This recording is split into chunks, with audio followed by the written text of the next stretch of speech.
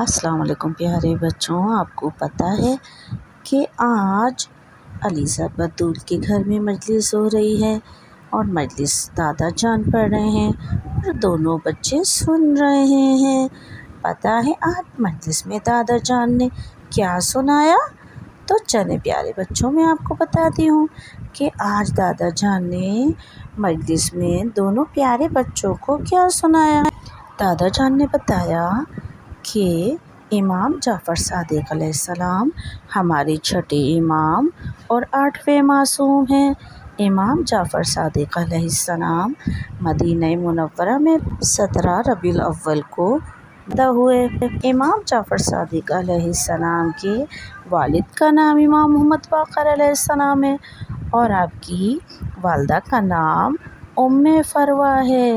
امام جعفر صادق علیہ السلام کو پیغمبر خدا صلی اللہ علیہ وآلہ وسلم نے بہت سارے القابات دیے، جن میں ایک صادق ہے، ایک لقب کفیل ہے اور اس کے علاوہ بھی آپ کے کچھ القابات ہیں۔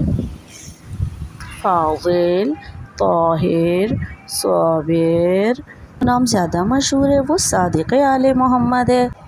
آپ کی کنیت ابو عبداللہ، ابو اسماعیل اور ابو موسیٰ ہیں، لیکن ابو عبداللہ زیادہ مشہور ہے۔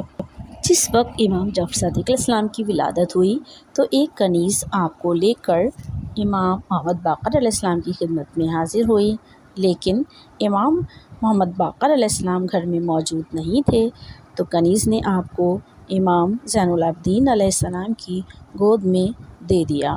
امام زین العابدین علیہ السلام نے جس وقت امام جعفر صادق علیہ السلام کو گود میں لیا تو بہت زیادہ خوشی کا اظہار کیا اور فرمایا کہ یہ صادق آل محمد ہے۔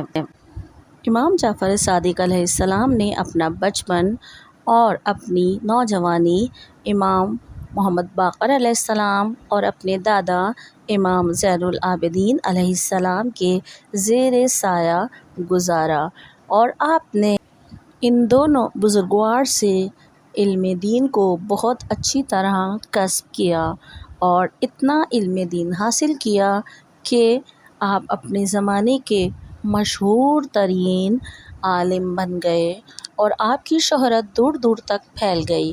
آپ کے پاس علم حاصل کرنے کے لیے آنے والوں کی تعداد تقریباً 4000 کے قریب ہے۔ آپ کے شاگرد دنیا بھر میں پھیلے ہوئے تھے اور آپ کے پاس آ کر علم حاصل کرنا اپنے لیے باعث فضیلت سمجھتے تھے۔ آپ نے ہر طرح کے علوم سے لوگوں کو آشنا کیا، علوم قرآنی، علم فلکیات، علم ریاضی، علم سائنس، علم جغرافیہ اور اس کے علاوہ سائنس کی تمام برانچز کا علم لوگوں تک پہنچایا۔ اقوال امام جعفر صادق علیہ السلام۔ امام جعفر صادق علیہ السلام نے فرمایا، شب جمعہ تمام مومنین کے حق میں دعا کیا کرو، کیونکہ جناب فاطمہ زہرا سلام اللہ علیہا یہی کہتی تھیں۔ امام جعفر صادق علیہ السلام نے فرمایا کہ جو مومن کھانا کھائے اور لقمہ اٹھانے سے پہلے بسم اللہ والحمد للہ رب العالمین کہے تو لقمہ اس کے حلق میں پہنچنے سے پہلے خدا اس کے تمام گناہوں کو معاف کر دے گا۔ امام جعفر صادق علیہ السلام نے یہ بھی فرمایا کہ جو مومن خاموش رہے اس کی نیکیاں لکھی جاتی رہیں گی، اگر وہ بات کرنا شروع کرے گا تو دو کام ہوں گے، یا تو نیکیاں لکھی جائیں گی یا گناہ۔ امام جعفر صادق علیہ السلام نے فرمایا، گوشت کھانے، خوشبو سونگھنے اور نرم کپڑا پہننے سے جسم موٹا ہوتا ہے اور انڈا کھانے، مچھلی کھانے اور گل خرما کھانے سے جسم پتلا ہوتا ہے۔ امام جعفر صادق علیہ السلام فرماتے ہیں کہ اپنے مریضوں کا علاج صدقہ دے کر کرو۔ امام جعفر صادق علیہ السلام نے فرمایا کہ انسان کی 3 قسمیں ہیں، عالم، شاگرد یا جاہل، اور پھر فرمایا جاہل نہ بننا ورنہ ہلاک ہو جاؤ گے۔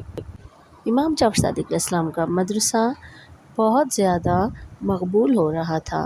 ظالم بادشاہ کو یہ اچھا نہیں لگا کہ اس قدر علم پھیل رہا ہے، لہٰذا اس نے امام جعفر صادق علیہ السلام کو شہید کروا دیا۔ امام جعفر صادق علیہ السلام 25 شوال کو اس دنیا سے رخصت ہوئے۔ آئیے امام مہدی علیہ السلام کے حضور میں تعزیت پیش کرتے ہیں۔ ایک صلوات امام مہدی علیہ السلام کے حضور میں پیش کر دیجیے۔ اور ایک صلوات میرے سارے مرحومین کے لیے پڑھ دیجیے۔